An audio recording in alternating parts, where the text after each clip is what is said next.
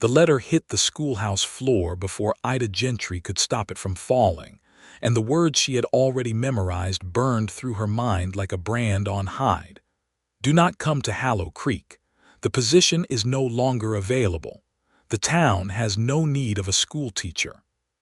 She stood in the middle of that dusty room anyway, her trunk at her feet, her traveling coat still buttoned to the throat despite the August heat pressing down on the Colorado high plains like a hand from heaven trying to push everything flat. She had come anyway. She had read that letter 3 times on the stage from Denver, and she had come anyway, because she had nowhere else to go, and because a woman with nothing left to lose is the most dangerous kind of woman there is. The schoolhouse was real. The desks were real. The chalkboard, cracked down one side but still serviceable, was real. Someone had built this room with the intention of children sitting in it and learning something, and Ida Gentry was going to be the one to teach them, whether the town of Hallow Creek wanted her to or not. She was dragging her trunk toward the front of the room when the door opened behind her, and the light that came in was the long, gold light of early morning, and standing in it was a man who filled the frame the way mountains fill a horizon, not aggressively, but completely. He wore a sheriff's star on his chest, and a look on his face that belonged to a man who had been awake since long before the sun, and who had been sitting alone with something too heavy for company. "Miss," he said, his voice low and careful the way a man handles something he isn't sure won't break, "you're in the wrong place." Ida turned around fully and looked at him. He was broad-shouldered and lean at the same time, the way men get who work constantly and eat just enough. His hair was dark with threads of gray at the temples, and his eyes were a color that took her a moment to name because she had not expected it, a kind of deep slate blue that the sky sometimes goes just before a storm rolls in, not threatening, but heavy with something held back. He might have been 38, 39 years old. He looked like he had earned every year of it. "I'm in the schoolhouse," she said, not moving. "I'm the school teacher." Something moved across his face that she couldn't read. "No," he said, "you're not. The school board sent you a letter." "I received it," Ida said. "I came anyway." He was quiet for a long moment. She watched him look around the room, and she watched the way his jaw worked like he was chewing on something he hadn't decided whether to swallow or spit out. Then he looked back at her and she saw it, just for a fraction of a second, something like relief. It was gone so fast she almost convinced herself she had imagined it. "My name is Charles Cooper," he said. "I'm the sheriff of Hallow Creek." "Ida Gentry," she said. "I'm the schoolteacher of Hallow Creek. It's very nice to meet you, Sheriff Cooper." He almost smiled. It didn't make it all the way to completion, but the attempt was there, and that half-made thing was somehow more interesting to her than a full smile would have been.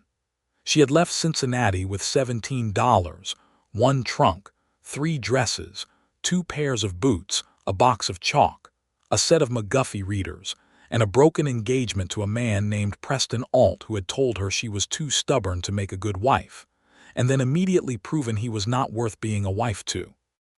She had answered an advertisement in the Rocky Mountain News for a schoolteacher position in Hallow Creek, Colorado, because the salary was fair, and the distance from everything she had ever known felt like exactly the right medicine for the particular wound she was carrying.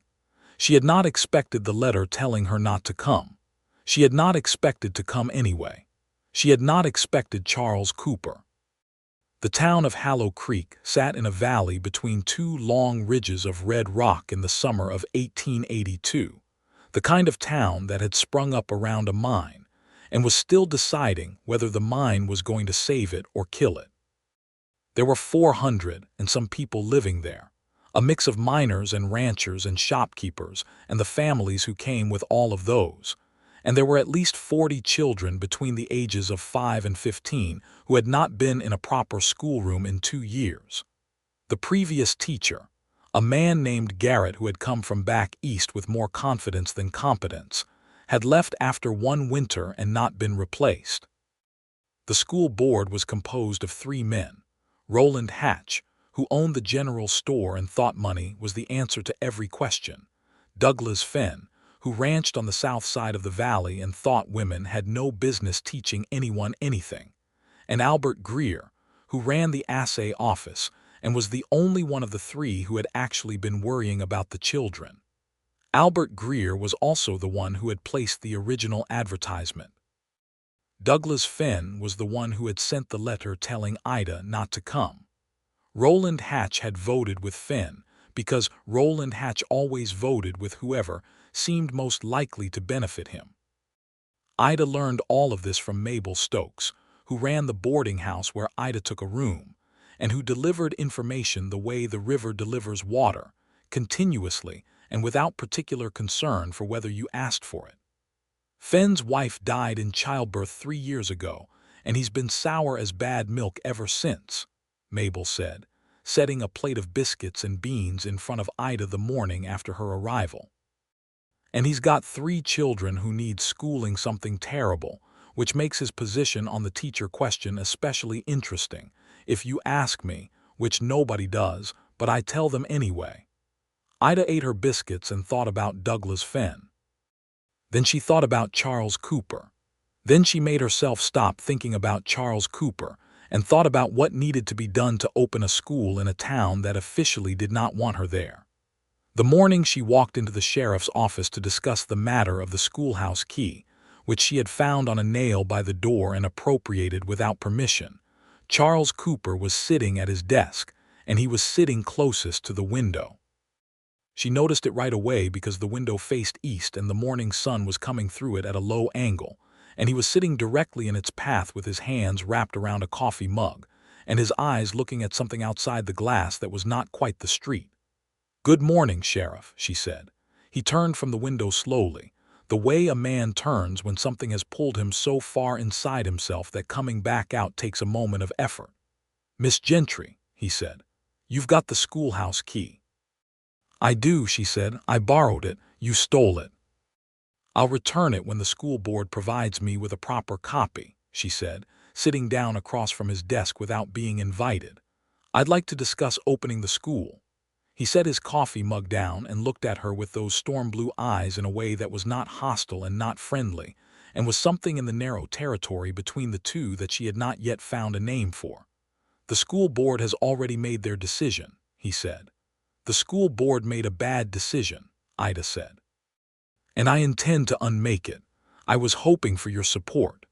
He was quiet long enough that she could hear the clock on his wall ticking and a horse moving somewhere outside.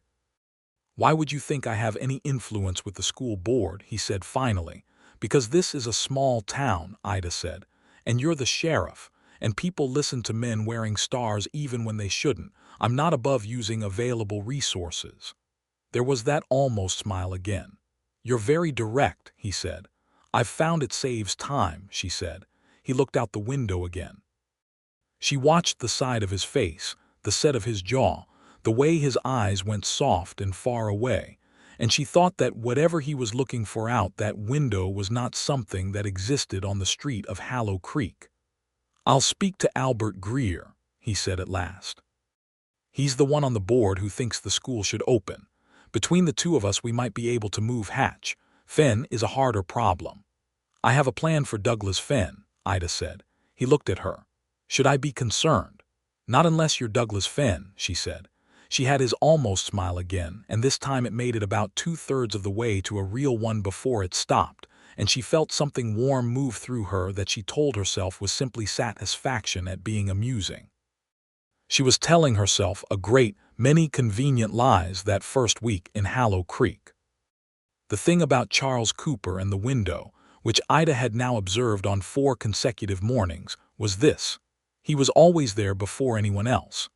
The main street of Hallow Creek began to come alive around 6:30 in the morning, the bakery first, then the livery stable, then Mabel's boarding house serving breakfast and Roland Hatch's general store taking in its first delivery of the day. The sheriff's office had its lamp lit before any of them. And Charles Cooper sat always in the chair that faced the window, and he sat there in a way that told her he had been sitting there for some time already, perhaps since before the lamp was strictly necessary, perhaps since before the dark had given way. She began to wonder what he was waiting for.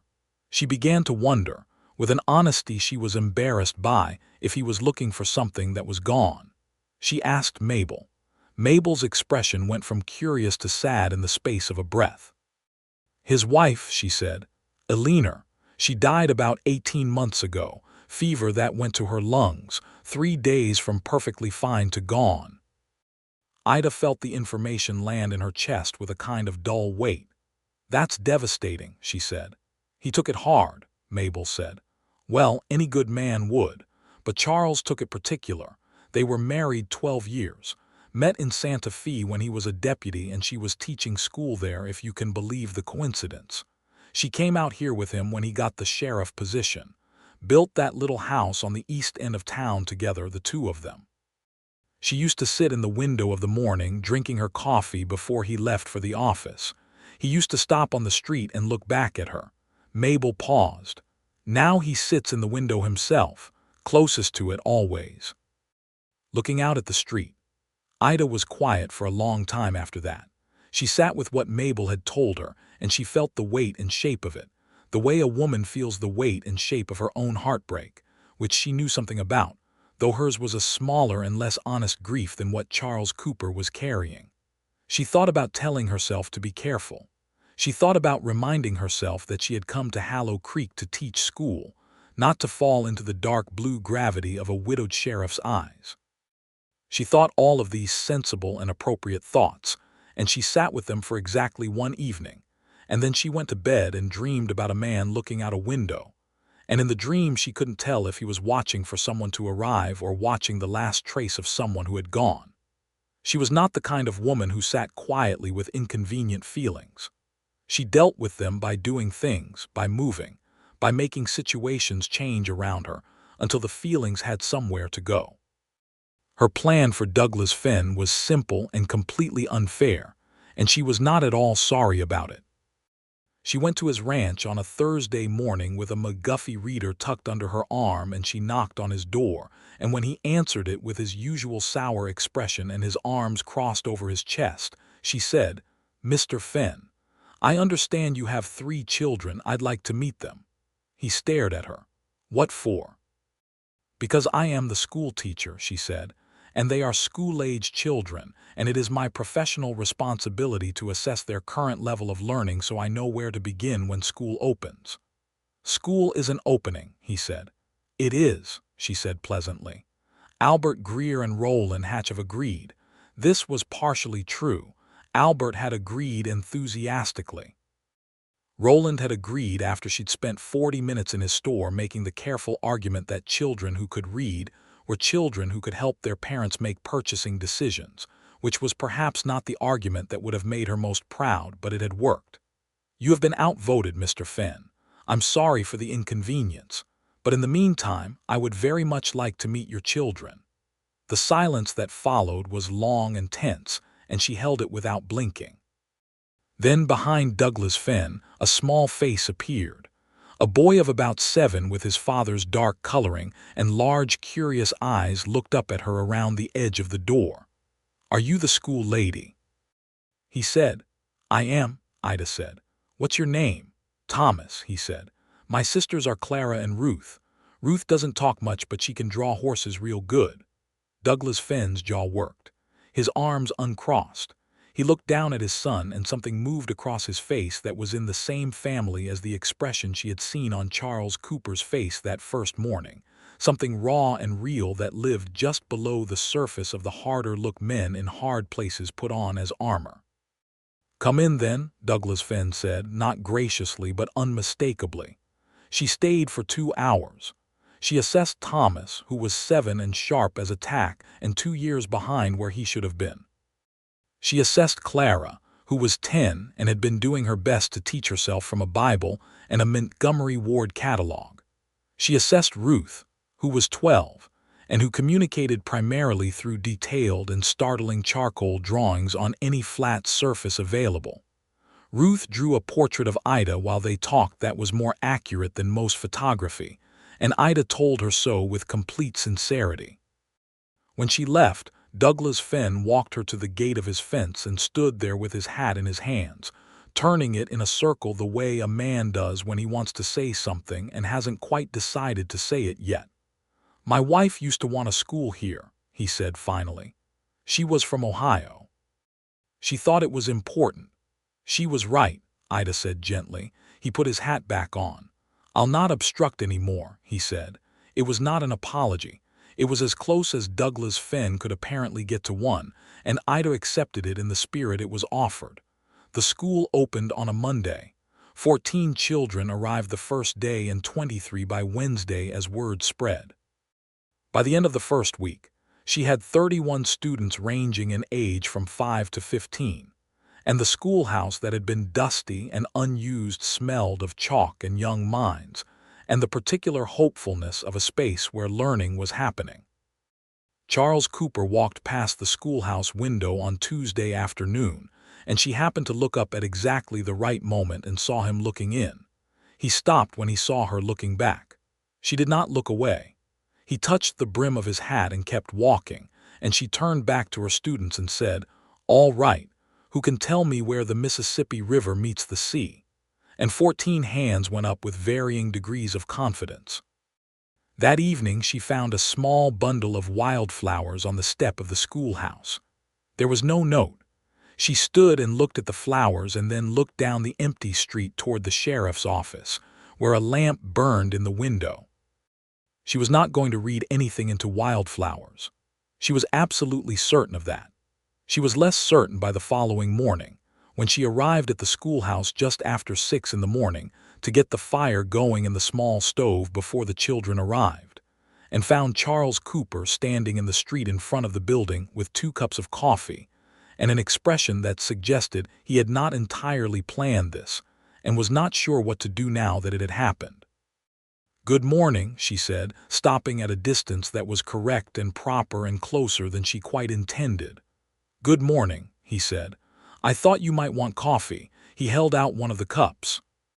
"Mabel told me you come early." "Mabel tells everyone everything," Ida said, taking the cup.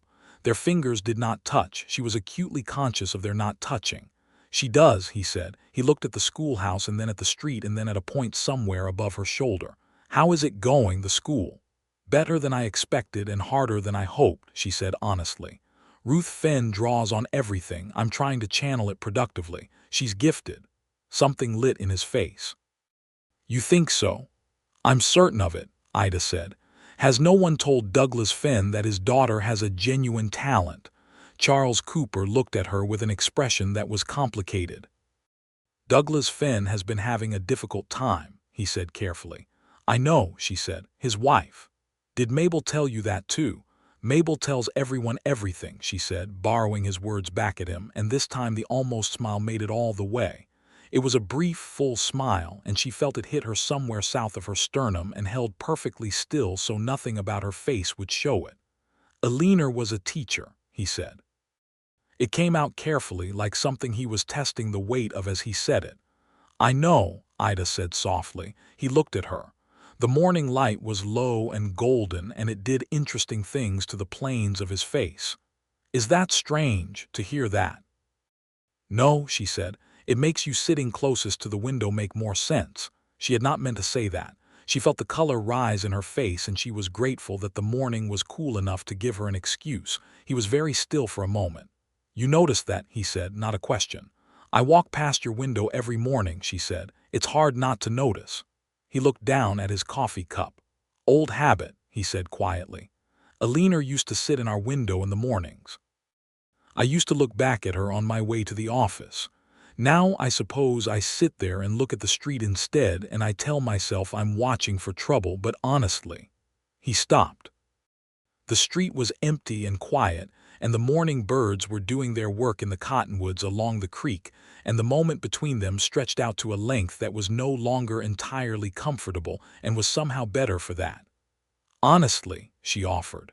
"Honestly, I'm not sure what I'm watching for," he said. "Something. A sign that the world is still moving." Ida looked at him and thought that Charles Cooper was the least hidden man she had ever met, which was a paradox because he wore his grief like a coat buttoned to the chin. Everything he felt was right there on the surface of him, held down by a tremendous and exhausting effort of will. She thought that it must be very tiring. "World is still moving," she said. "I'm here, that's new." The almost smile again, with more warmth in it than she'd seen yet. "That's very new," he agreed. She went to open the schoolhouse. She thought about him for most of the morning and felt appropriately annoyed with herself about it. The trouble with Hallow Creek arrived in the form of a man named Silas Cord, who rode in on a Saturday in early September with 4 companions, and a reputation that had preceded him down from Wyoming like a cold wind. Silas Cord was wanted on 3 counts in Wyoming and 1 in Kansas, and the details of what he was wanted for were the kind of details that tightened jaws and shortened conversations. He had a dark past that the law in 3 territories was still trying to fully account for, and he had a particular habit of arriving in small towns and making them regret his presence. He was also, it turned out, the brother-in-law of Roland Hatch.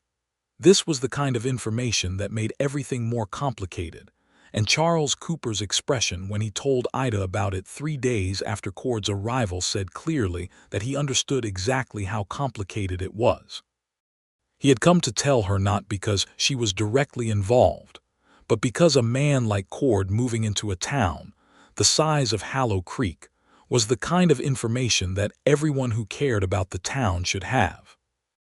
They were standing outside the schoolhouse after the children had gone home. The afternoon light was long and amber, and the air had the first edge of autumn in it. Ida had her shawl around her shoulders and her hands clasped in front of her, and she listened to Charles explain the situation with the calm attention she gave to problems that required her full intelligence. "How serious is the threat?" she said when he was done. "Serious enough that I've written to the federal marshal's office in Denver," he said. "But I won't have help before next week at the earliest, and Cord knows the jurisdiction complexities well enough to use them." "He's got a hidden motive for being here," Ida said. "It's not just proximity to Hatch, there's something else." Charles looked at her with something between surprise and interest. "What makes you think so?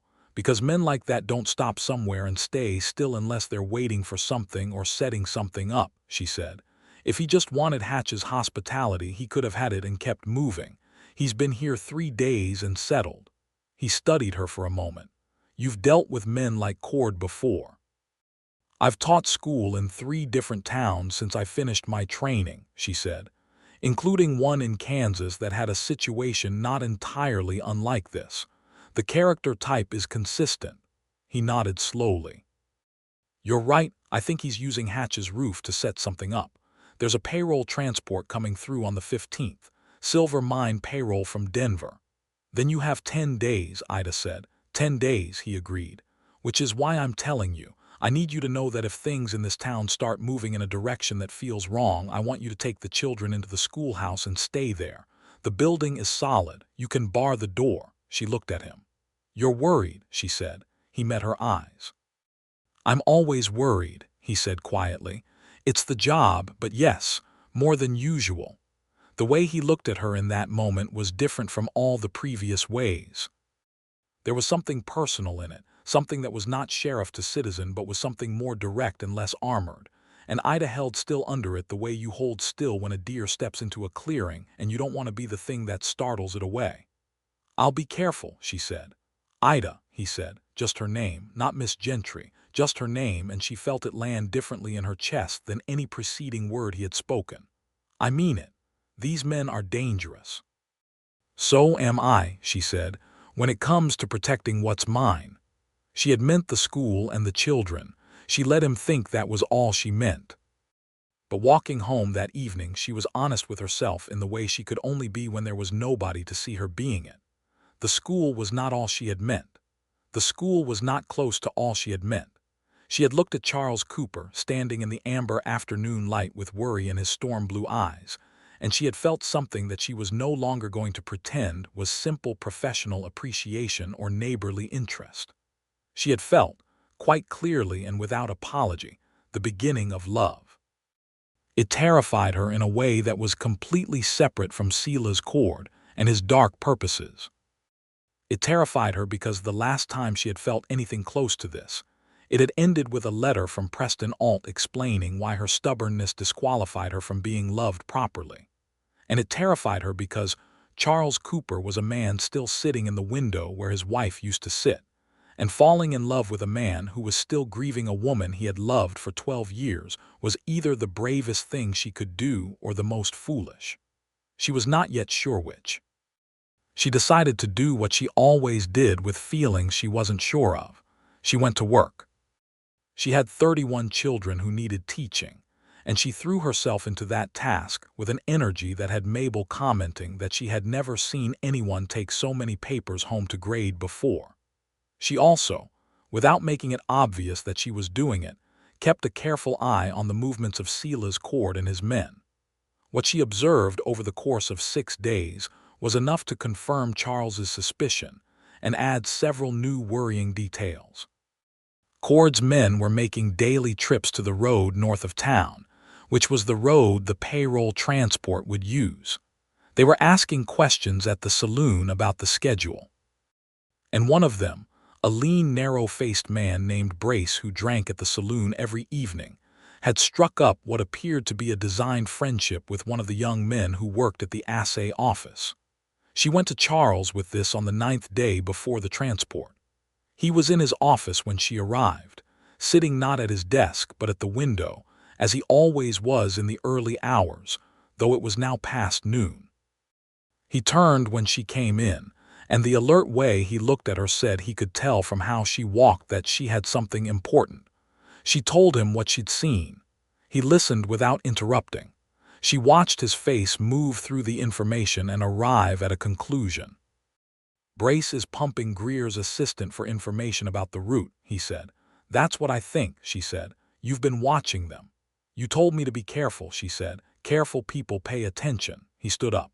He was close enough to her now that she could see the individual lines of concern around his eyes, the particular tension in his jaw. "I told you to stay safe," he said, "not to conduct a surveillance operation." "I was teaching school," she said. "The saloon is directly across the street. I looked out my window. It's not complicated." Ida, her name again, in that same register that made her want to stand very still. "If Cord knew you were watching him." "He doesn't," she said. "I was very boring about it." He looked at her for a long moment with an expression that was tangled up and complicated, and she thought if she were braver she might have put her hand on his arm, but she was not quite that brave yet. "I'm going to ride out tonight and meet the transport early," he said. "Reroute it. Cord can wait on that road all week." "Can you do that alone?" she said. "I have 2 deputies," he said. "Emmett and Dale, they're good men." She nodded. She thought about the things she wanted to say and weighed them against the things that were appropriate to say, and she said, "Be careful." He looked at her again, that direct, unarmored look. "I plan to be," he said. And then, as if the words surprised him as he was saying them, "There are things I'd like to come back for." The room was very quiet. She was aware of the clock, the sounds from the street, the particular quality of October afternoon light coming through the east window. She was aware of being looked at by him in a way that meant something. "Then come back," she said simply.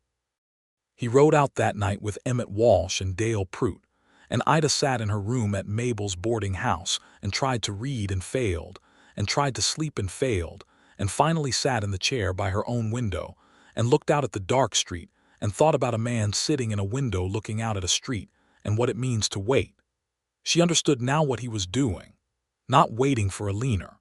That grief was real and present, and she would not diminish it by claiming it was finished. He was sitting in the window because the window was where you sat when you were a person who had loved someone enough to look for them even after they were gone. And sitting, there was a way of keeping that love alive in the body so it didn't die inside you. She had not had that kind of love from Preston. She had thought she had, but she had not.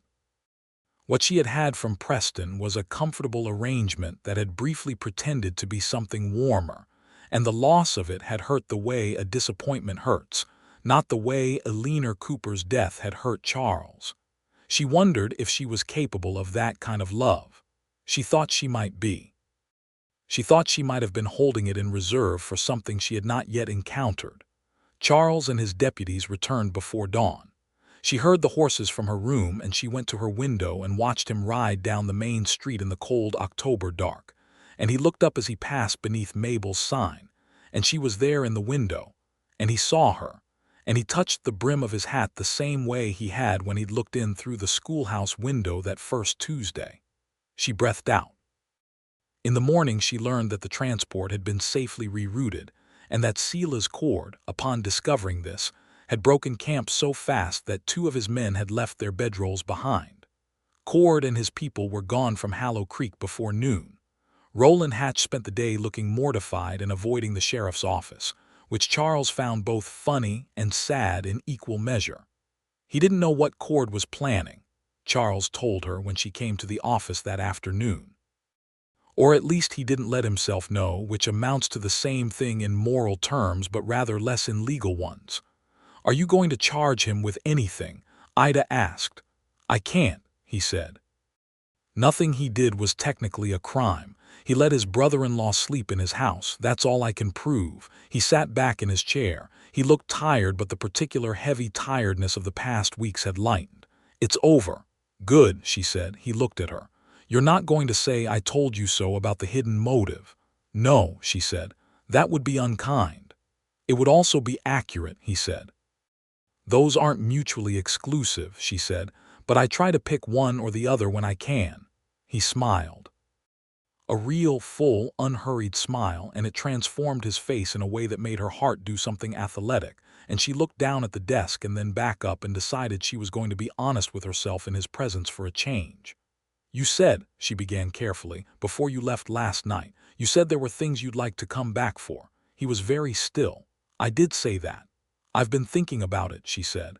"I've been thinking about it a good deal." "And," he said quietly. She looked at him. "I think I would like to know what those things are," she said, "if you're willing to say." The clock ticked. The horse moved in the street outside. The east window let in the afternoon light, and it lay across the desk between them like a line neither of them had crossed yet.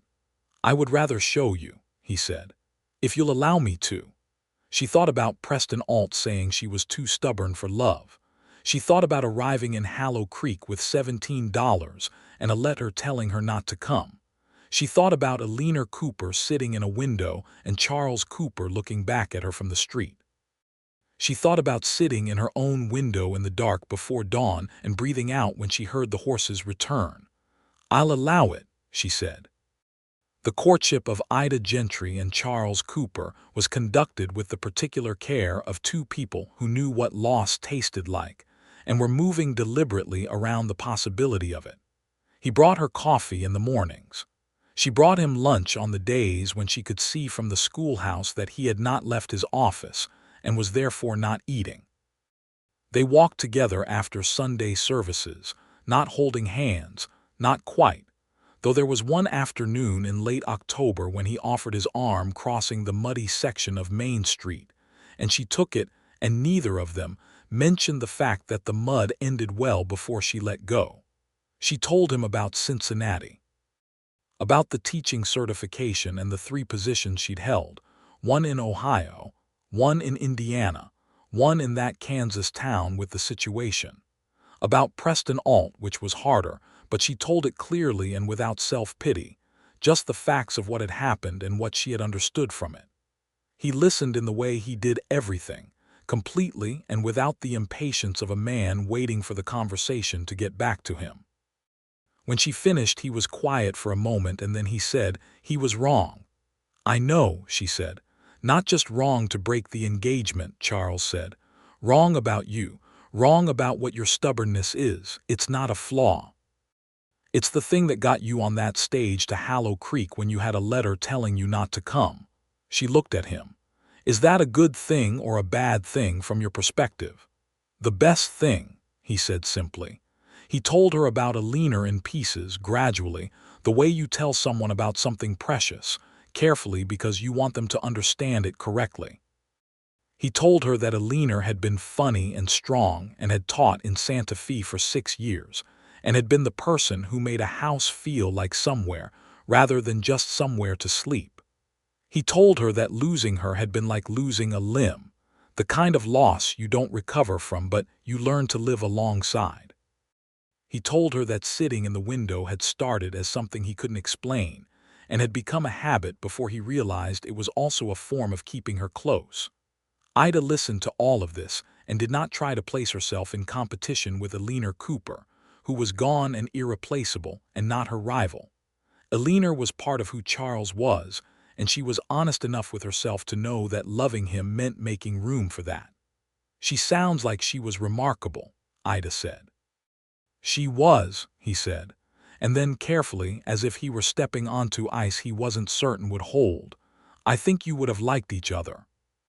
The November Hallow Creek social was held in the church hall, and it was the first proper gathering of the season, with food brought by every family in town and fiddle music from old Henry Paulson, who had been playing the same 3 songs for 30 years and showed no signs of learning a fourth. The hall was warm and smelled of roasting corn and candle wax, and the particular mixed perfume of 40 people who had all gotten dressed up on the same evening. Ida wore her good blue dress. She had been told it matched her eyes, which were gray-green, so she had never quite understood the compliment, but she had worn it anyway because it was her best, and this was the first social gathering in Hallow Creek in which she felt she genuinely belonged. Charles found her within 5 minutes of her arrival, and he was wearing a dark jacket she had not seen before, and he had done something careful with his hair, and he looked, she thought privately, extremely handsome in a way that made her extremely aware of her own heartbeat. "You look," he started, and then stopped as if the word he'd been reaching for had proved insufficient. "Thank you," she said, saving him from having to finish. "I was going to say, I know," she said. "Thank you." The fiddle music started, and Thomas Fenn came careening across the floor to tell Ida at considerable volume that his sister Ruth had just drawn a portrait of Sheriff Cooper on the back of the church's supper menu, and that it was extremely accurate and his sister was absolutely going to be famous. Ruth, who was across the room drawing the portrait with a borrowed pen, did not look up. Douglas Fenn, who was standing near his daughter with an expression that was as close to peaceful as Ida had seen from him, caught Ida's eye and gave her a single nod that she understood to mean thank you. Henry Paulson launched into the first of his 3 songs, and couples moved toward the cleared space at the center of the hall. Charles offered his hand. She took it. They danced, and she had known since the first time she'd seen him that he would be good at this. Some people just move through space in a way that tells you things, and she had been right. He was steady and sure and guided her without controlling her, which she appreciated deeply. He kept his hand at her waist for longer than the dance strictly required when Henry Paulson finished his first song and started his second, and she did not move away. "I would like," he said quietly, speaking near her ear in the way that the noise of the room made necessary and the intimacy of made complicated, "to ask you to keep company with me, formally, if you're willing." She leaned back just far enough to look at him. "Formally," she said. "I think it's appropriate to be formal about it," he said, "given what I mean by it." "What do you mean by it?" she said. He met her eyes. "I mean that I've been sitting in that window every morning for 18 months watching the world move and feeling like I was standing outside of it," he said. "And then you arrived in a town that didn't want you, and you told me you were the school teacher whether we liked it or not, and something changed. The world started moving again and I was in it." He paused. His hand tightened slightly at her waist. "I don't want to be careless with what I mean, so I'll say it plainly. I think I'm falling in love with you, Ida. I've been trying not to, and I've been bad at it for about 2 months now." The fiddle played and the people around them danced, and the candles burned, and Ida Gentry stood inside the steady circle of Charles Cooper's arms, and felt something in her chest that she was not going to fight or diminish or talk herself out of. "I have also been bad at trying not to," she said. "Very bad at it, possibly since the first morning with the coffee." He looked at her with those storm-blue eyes that were not in this moment heavy with anything held back but were open and direct and full of something that was warm rather than gray. "Then we're in the same difficulty," he said. "The very same," she agreed. He smiled. Not the almost smile, not the 2/3 smile. "The full real thing. unhesitating and unguarded, and she thought that Eleanor Cooper must have loved seeing that smile every morning over coffee, and she felt something for a woman she'd never met that was close to gratitude. They danced every dance that Henry Paulson could produce, and by the time the social ended, every person in Hallow Creek who had been paying any attention, which was all of them, understood what was happening between the schoolteacher and the sheriff. Mabel Stokes was insufferably pleased with herself for a week. Winter came to Hallow Creek hard and early that year. The first snow fell in the second week of November, and the valley that lay between its red rock ridges became a different kind of beautiful, cold and clean and severe, with the creek frosted at its edges and the cottonwoods bare and silver against the white. Ida kept the schoolhouse stove burning hot, and the children came every day except the worst storms, their breath making clouds in the cold air before they reached the door, their noise filling the warm room and making it feel like the most alive place in town. Charles came with the coffee every morning. This had become official and acknowledged, and Mabel had stopped pretending not to notice. He would stand at the schoolhouse door for exactly as long as the coffee lasted, which was not very long in the cold, and they would talk about small things and occasionally large ones, and each morning the space between them shifted slightly, incrementally, in the direction of less distance. One morning in December he arrived and his face was different, quieter, heavier, and she knew without asking what day it was. "Eleanor's birthday," she said. He looked at her and there was something in his eyes that was relief alongside the grief, the relief of being understood without explanation. "December 5th, he said. "Every year." She reached out and put her hand over his where it held the coffee cup. She did not say anything because there was nothing to say that was better than simply being there. He looked down at her hand, and then he turned his palm up and held it carefully, and they stood in the cold morning doorway of the schoolhouse for a minute that felt like it had weight and texture and meaning. "Thank you," he said finally. "You don't have to thank me for that," she said. "I know," he said. "I'm saying it anyway." Christmas in Hallow Creek was simple and genuine in the way that frontier Christmas tended to be, without the excess of the East but with its own particular warmth. The school put on a small program in which Thomas Finn forgot his line, and Ruth Finn presented a charcoal drawing of the Nativity that silenced the room for a full 30 seconds, and Ida played carols on the small organ that Albert Greer had donated to the school in November. Charles sat in the front row, and she could feel him watching her play, and she was very careful not to make any mistakes. He gave her a book for Christmas. Not a sentimental gift, a practical one, a beautiful edition of Dickens that she had mentioned once in passing. She had not thought he was listening closely enough to have remembered. She discovered she had been underestimating his attention considerably.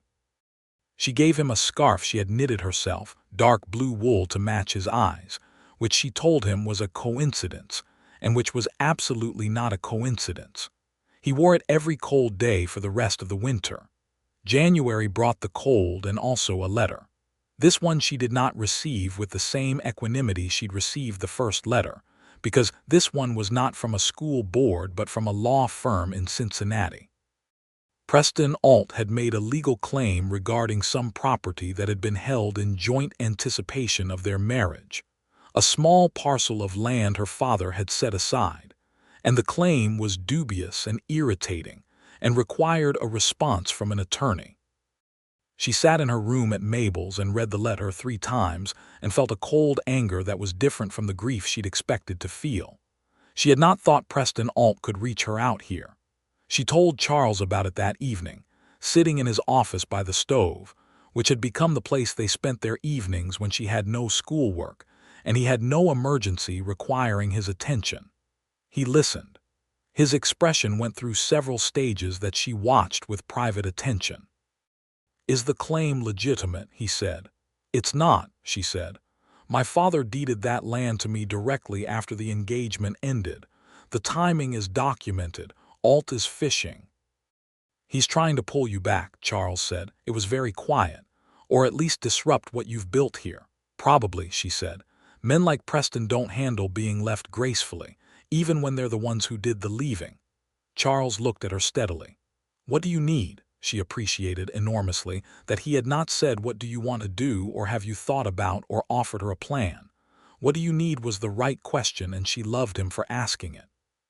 I need a good attorney in Denver, she said, and I need it not to take over my life.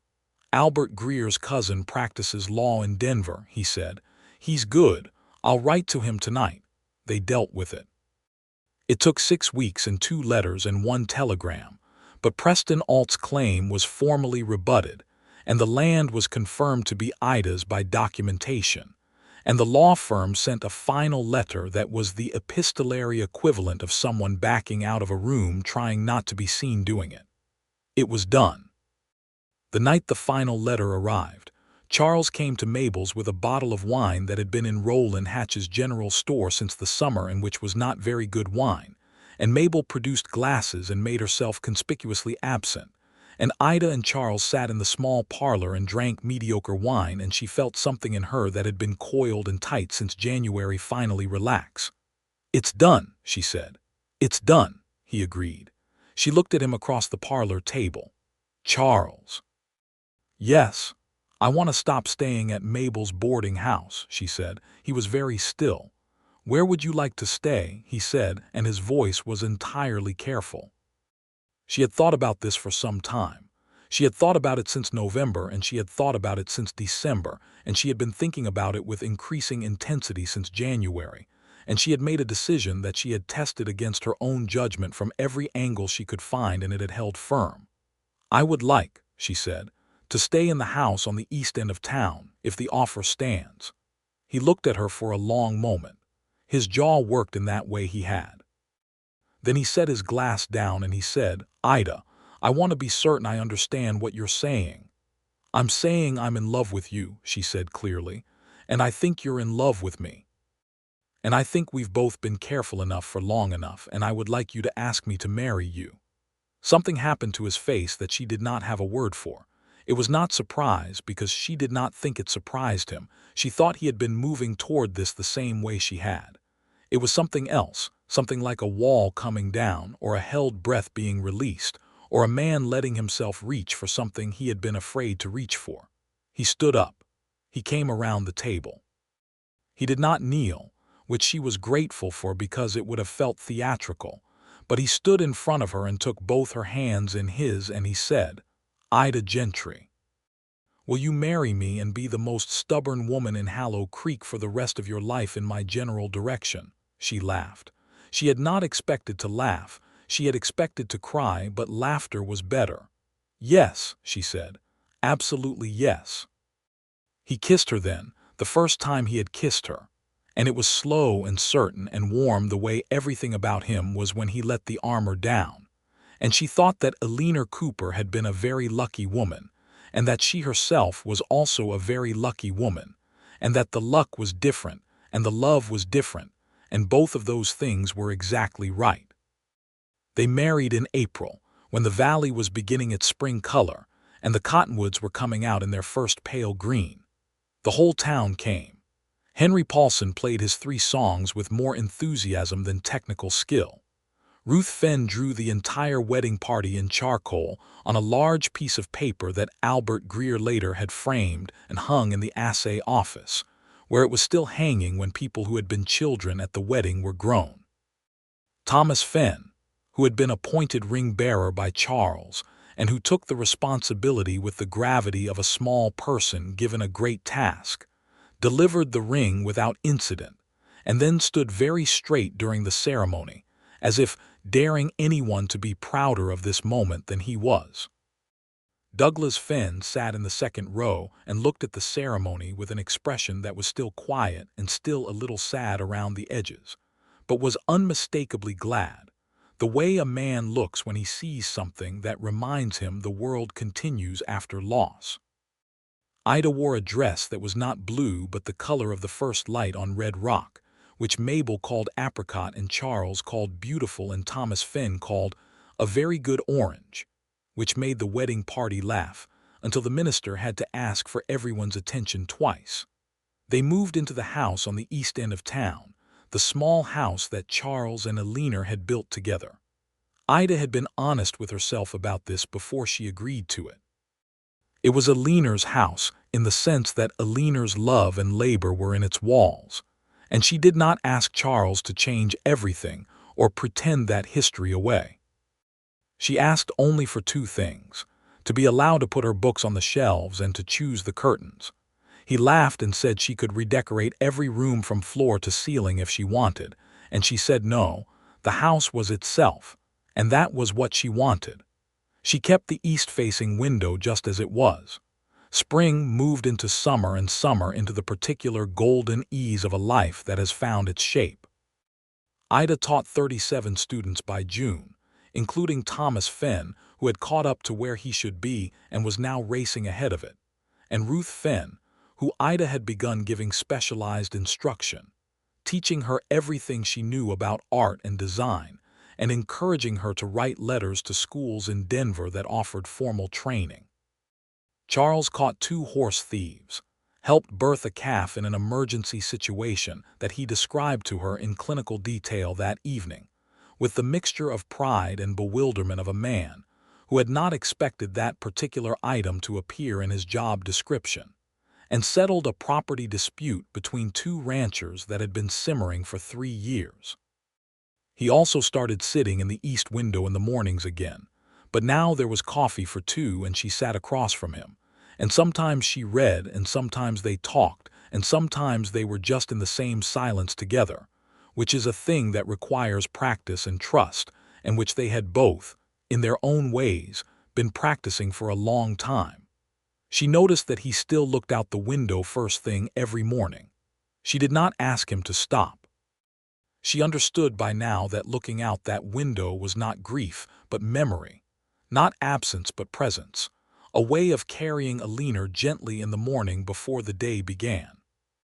Ida thought this was one of the best things about Charles Cooper, that he had learned to carry love without being crushed by it.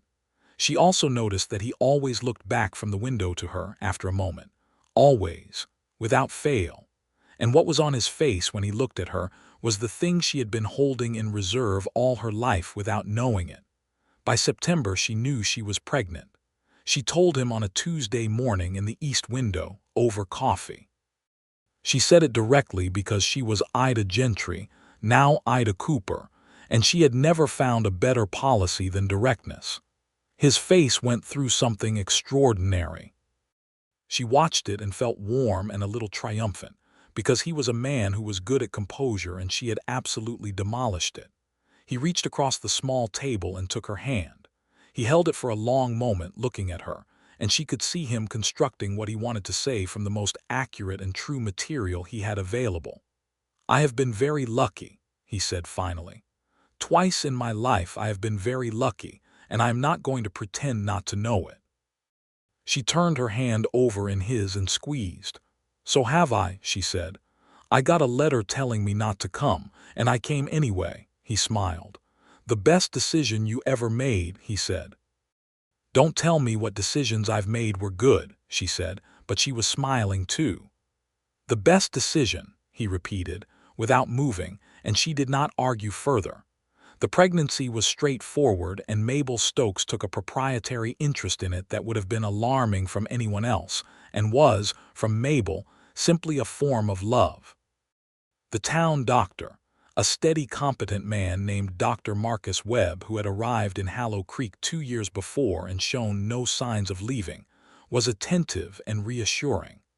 Ida taught school until November, when she agreed to take a temporary leave only because Dr. Webb made the argument in medical terms she could not refute, and she spent the first 2 weeks of her leave reorganizing the schoolhouse library, which she could do sitting down. In late November, she went into labor on a night when the snow was coming down in thick, quiet curtains, and Charles was exactly where she needed him to be, which was at home, because she would have gone and gotten him from wherever he was if he hadn't been. Dr. Webb arrived with his bag and Mabel arrived with opinions, and the night was long and effortful, and at the end of it there was a boy. They named him James. James Cooper, after nobody in particular, but with the feel of someone who would grow into a name rather than being given one he already fit. He was red-faced and vocal, and extremely clear about what he wanted from the first hours, which Charles said proved his mother's character was dominant, and which Ida said she took as a compliment. Charles held James with the careful certainty of a man who understood the weight of what he was holding and did not flinch from it.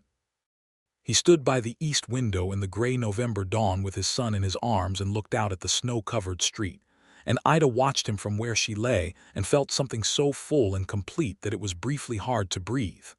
After a moment, Charles turned from the window and looked at her. He walked to the bed and sat beside her and held James between them, and he looked at Ida over their son's head, and his storm-blue eyes were entirely unclouded. "Good morning," he said. "Good morning," she said.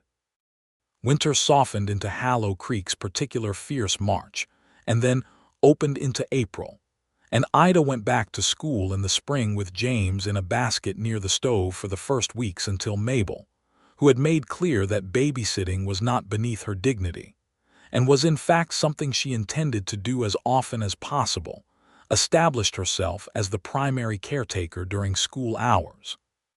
The children adored James with the wholehearted, uncritical adoration that children give babies, and Thomas Fenn appointed himself an unofficial protector who would report any unusual noises from the basket with the urgency of a sentinel. Ruth Fenn had written to a school in Denver and received an encouraging response. She had also begun corresponding with a gallery owner who had seen some of her work through Albert Greer's recommendation, which Albert had made because Ida had spent several months making it clear to Albert that Ruth's talent was not a small-town local curiosity, but something that deserved a larger audience. Douglas Fenn had sat with Ruth's letter from Denver for a long time before he'd said, quietly, "Your mother would have pushed you to go." It was the first time in years he had spoken of his wife to his children, and all three of them had cried, including Douglas, and somehow the crying had released something in that house that had been held too tight for too long. Ruth went to Denver in the autumn of 1883 to study. Douglas Fenn drove her to the stage himself and stood watching the coach until it was out of sight, and Charles stood beside him with a hand on his shoulder, and the two men stood there in the road until Ida came and told them it was cold and there was coffee at her table if they wanted it, and they came, because they did. Summer brought another stage of letters. This one was not from a law firm and not from Preston Alt, but from the Rocky Mountain News, which wanted to know if the schoolteacher of Hallow Creek, which had been mentioned in a story about frontier education, would consider writing a short piece about teaching methods in small western towns. Ida wrote the piece at the kitchen table over 3 evenings, with James asleep in his cradle nearby, and Charles reading beside her, and occasionally offering comments on her sentences that were sometimes useful, and sometimes caused her to throw a balled-up piece of paper at him, which he caught and smoothed out and insisted were useful whether she agreed or not. The piece was published in September. 3 letters arrived in response, including one from a Women's Educators Association in Chicago and one from a woman in Wyoming who was trying to get a school started in her own town and wanted advice. Ida wrote back to both. She understood with a clarity that felt like recognition rather than discovery, exactly where she was supposed to be doing exactly what she was supposed to be doing. And the fact that she had arrived here by way of a letter telling her not to come struck her regularly as the funniest and most instructive thing that had ever happened to her. She told this to Charles on one evening in October, sitting in the east window with the last of the autumn light coming in. James was in Mabel's capable hands for the evening, and the house was quiet in a way that only happened on rare and particular evenings that Ida had come to treasure as much as any other kind of time. "I was so angry when I got that letter," she said, "on the stage from Denver. I read it 3 times trying to find a way to change what it said. And then I read it a 4th time and I thought, no, this is wrong and I'm going in anyway." "What made you decide that?" he said, Stubbornness, she said, not entirely ironically. He smiled. Preston Alt's diagnosis. The one correct thing he ever said about me, she said. I've decided to be grateful to him for it. Charles reached out and tucked a strand of her hair back from her face with a careful hand. He did this sometimes, simple touches that contained more in them than declarations, the currency of a man for whom gestures were more honest than speeches. I'm grateful for it too, he said. She leaned into his hand for a moment before he let it fall. You know, she said, for a man who sits in windows watching the world move, you've done very well at being in it. He was quiet for a moment. He looked at the window. The street was settling into the blue dusk of October evening. The lamps began to come on in the buildings across the way, the last riders of the day moving unhurried toward the livery. He looked at it in that way he had, the way she now understood fully, that steady witness to the ongoing movement of life. I was so certain, he said slowly, for so long, that the particular version of the world I had been living in was the only version that could be mine. Eleanor was part of that world in every layer. And then she was gone and the world didn't stop, but it felt like it was moving without me. I sat in that window and I watched it move and I thought, this is what the rest of my life looks like. This is the distance from which I will observe things. She listened. She did not try to hurry him. And then you came, he said. He turned from the window and looked at her. You came when you'd been told not to. You sat down in my office without being invited. You told me you were the school teacher whether I liked it or not. He paused. You made the world stop being something I was watching and start being something I was in again. Ida felt the truth of this land in her chest with the particular weight of something earned. I was very determined, she said. You were terrifying, he said warmly. In the best possible sense. She laughed and he reached across and took her hand on the table between them and they sat in the window, while the October dark came down over Hallow Creek and the lamps made soft gold shapes against it. And this ordinary, extraordinary evening was the kind of thing that Ida had not known to hope for when she had boarded the stage from Denver, which was perhaps why it felt like more than she'd expected and exactly like what she needed. James took his first steps in January of 1884, directly toward the east window, which Charles declared was either highly symbolic or proof that children always wanted what they could see through glass. He was a cheerful, active, opinionated small person who was taking after his mother in directness and his father in steadiness, and would in time become both of those things at once in a way that made everyone who knew him somewhat in awe of him. In the spring of 1884, Albert Greer's wife started a small library in Hallow Creek using donated books and a shelf that her husband built in the back of the assay office, which was perhaps not ideal but was entirely real. And Ida's students suddenly had access to 47 more books than they'd had previously, which she celebrated with a lesson on the history of libraries that ran so long she had to send a note home with the children explaining why they were late. Charles dealt in the spring with a cattle dispute that nearly turned violent, and which he resolved through 3 days of patient negotiation between two ranchers who had been neighbors for 15 years, and had let a fence line grow into a grudge. Both men shook hands at the end of it, and Charles came home looking tired in the way he did after the work that cost him something, not the action but the sustained human patience. And Ida put supper on the table and poured him coffee and sat across from him and let him be tired without trying to fix it, which was, he told her later, one of the things he loved most about being married to her. Ruth Fenn sent a letter from Denver in April saying that one of her drawings had been selected for a small exhibition at a gallery on Larimer Street, and the letter was so full of barely contained excitement that the handwriting became progressively more illegible as it went on. Ida read it to the school class, and the children cheered with the specific fierceness of people who know someone who has gone ahead and wants the world to know they're proud. Thomas, who was 9 now and growing into his own particular dignity, stood and cheered loudest and longest and sat down looking like he had done something personally meaningful. Douglas Fenn, when Ida told him in person, stood very still for a moment, and then he said, "I'm going to go to Denver and see it," in a tone that was absolutely final, and Ida said, "I know you are." And she thought that Eleanor Fenn, who had been from Ohio and had thought education was important, would have been pleased about many things. By the summer of 1884, Hallow Creek had 41 students in the school. The school board, which had become a considerably different body from the one that had tried to send Ida away, approved the construction of a second classroom. Albert Greer had been joined by 2 new members who had been parents of students and who had both opinions and the energy to act on them. Douglas Fenn had been asked to join and had accepted quietly, and was turning out to be the most meticulous and thorough member of the board, which surprised nobody who knew him and had been watching. Ida was also expecting their second child. She told Charles in the way she had told him the first time, directly and in the east window over coffee, because she had established that this was the correct setting for significant information.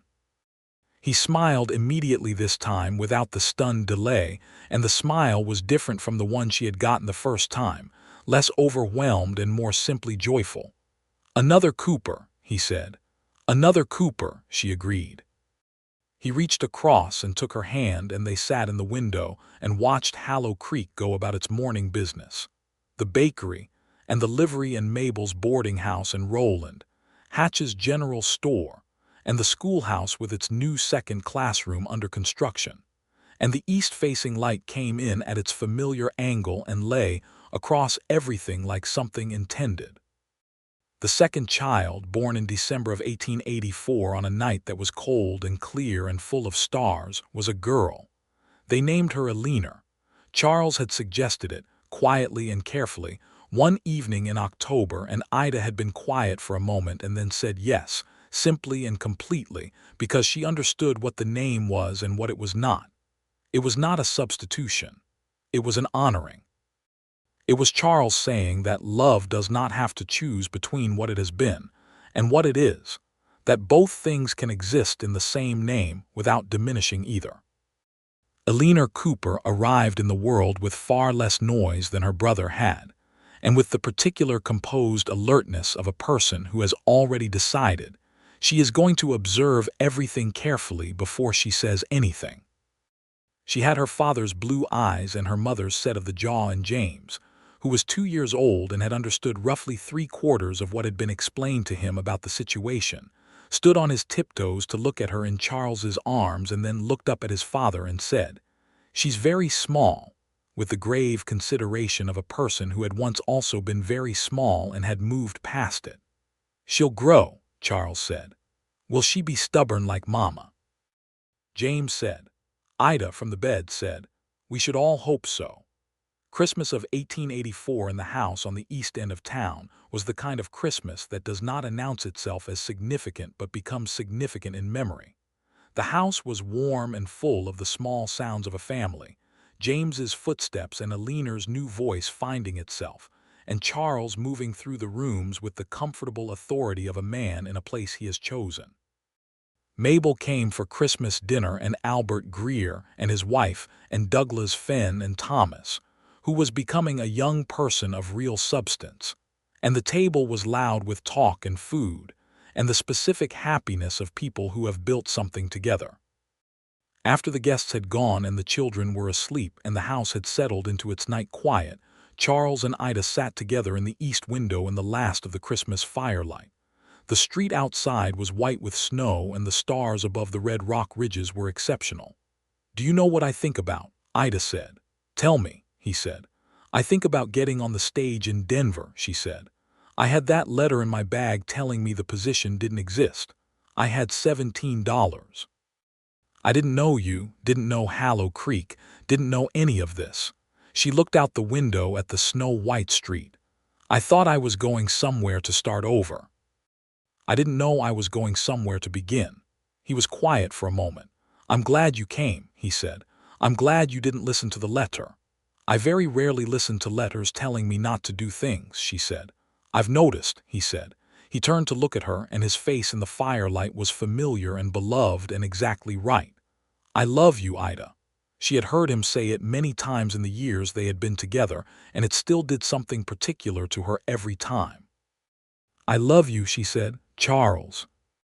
They sat in the east window and let the Christmas night go quietly around them, and the house held them the way good houses hold the lives lived inside them, warmly and without judgment, making space for everything that had come before and everything that was still coming.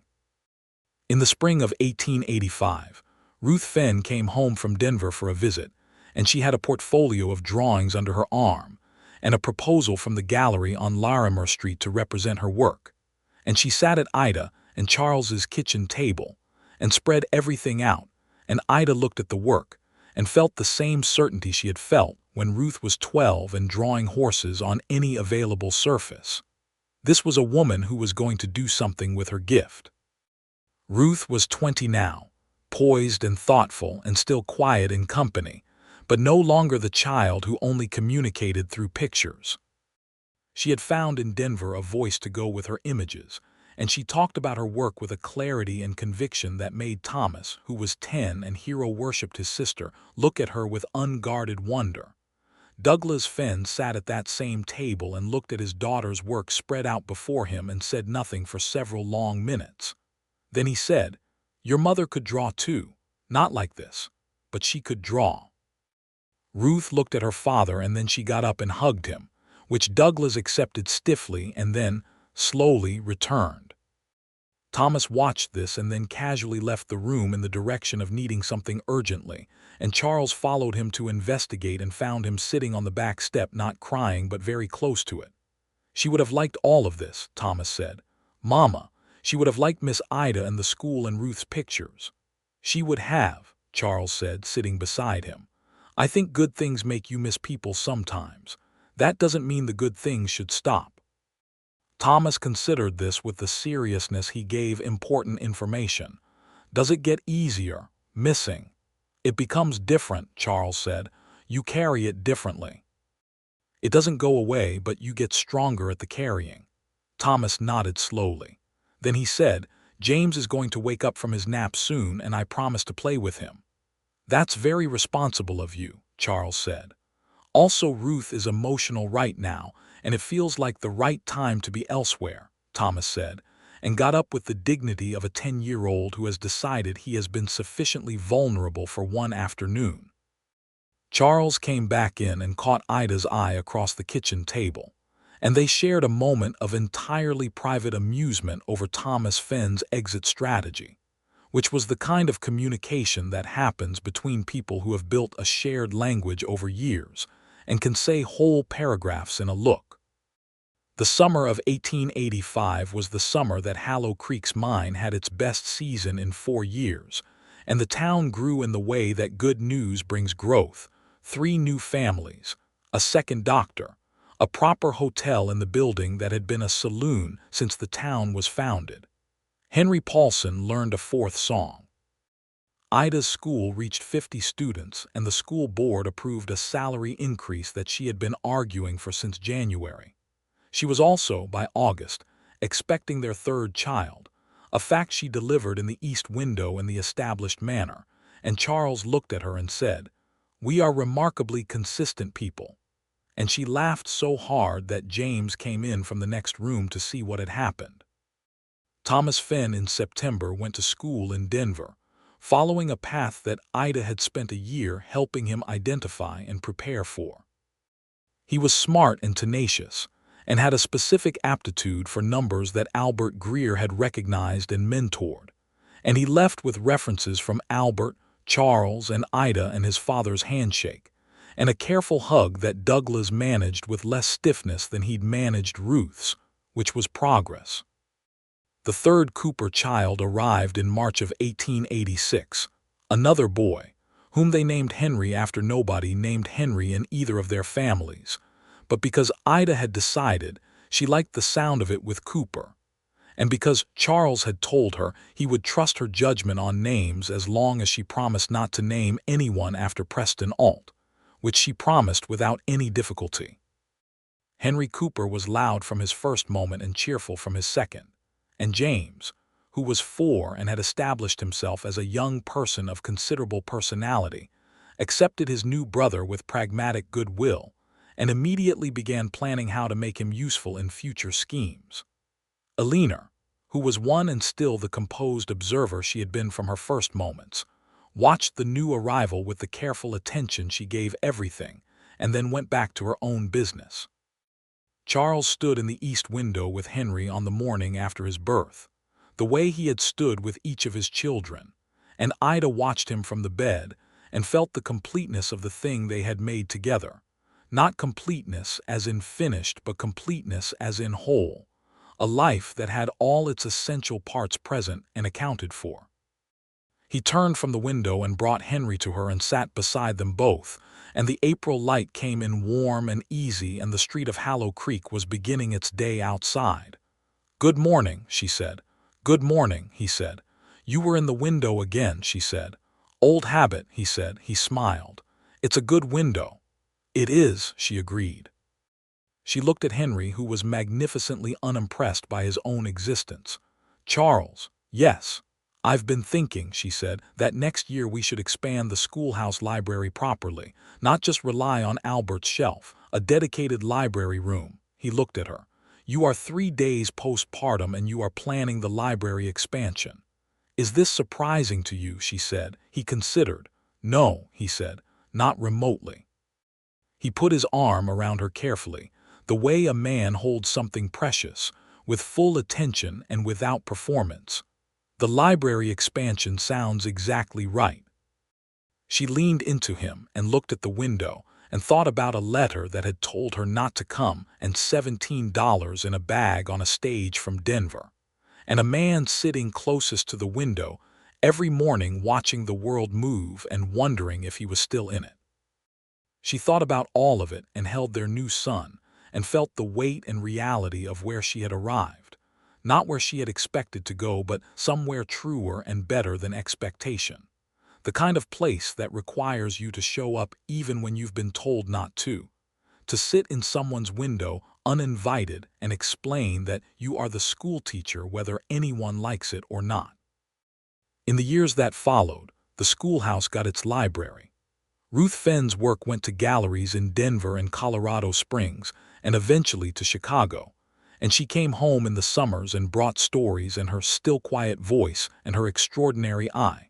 And the portrait she drew of Ida and Charles and their 3 children one summer afternoon became the thing Ida kept most carefully of everything she owned in that house on the east end of town.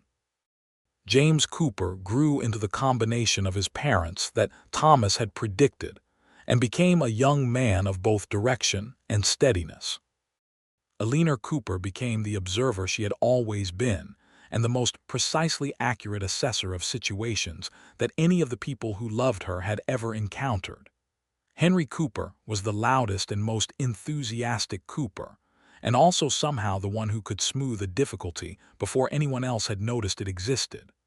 Douglas Fenn, slowly and imperfectly and with considerable effort of will, became something closer to whole.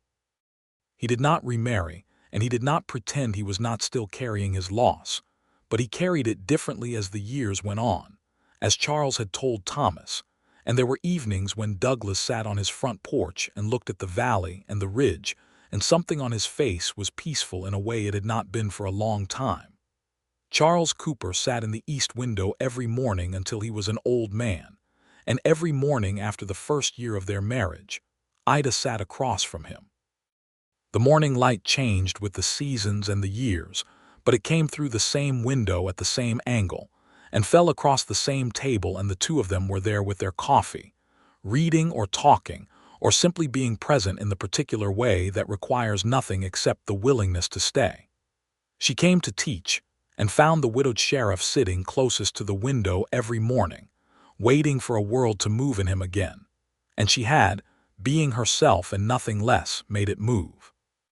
The children of Hallow Creek learned to read and write and think and argue with evidence, and some of them grew up to teach their own children, and some of them remembered decades later a woman in a traveling coat who showed up when she'd been told not to, and told the town she was the school teacher whether they liked it or not, and told a quiet, grieving man with storm-blue eyes that the world was still moving. She was here, and that was something new. It was, as it turned out, something that would last a lifetime, which is the only kind of new that really matters. On a morning in what must have been 1896, Charles came in from the window to pour his second cup of coffee and stood in the kitchen doorway and looked at Ida, who was at the table marking papers, the same act she had been performing in various stages and seasons for 14 years. He stood there long enough that she looked up. "What?" she said. "Nothing," he said. "I was just looking." She looked back at him with the full attention she had always given him. His hair was entirely gray now, and the lines around his eyes were deep and belonged there. He was still the same man who had stood in the doorframe of the schoolhouse and told her she was in the wrong place, and he was entirely different, and she knew every version. "I love you," she said. It was a Tuesday morning in spring with the light coming in and 3 children who were no longer children going about their lives in the world, and a town that was wholly different from what it had been when she'd arrived. And she said it the same way she had always said it, simply and directly, because she was Ida Gentry Cooper, and she had never found a better policy. He came to the table and sat across from her and wrapped his hands around his coffee cup and looked at her with those storm-blue eyes that were the same color they had always been, the color the sky goes before something important, and he said, "I love you." The morning light came through the window and lay across the table between them like something certain, like something that had always been meant to be here, and the world went on moving as it does, and they were in it together, which was everything.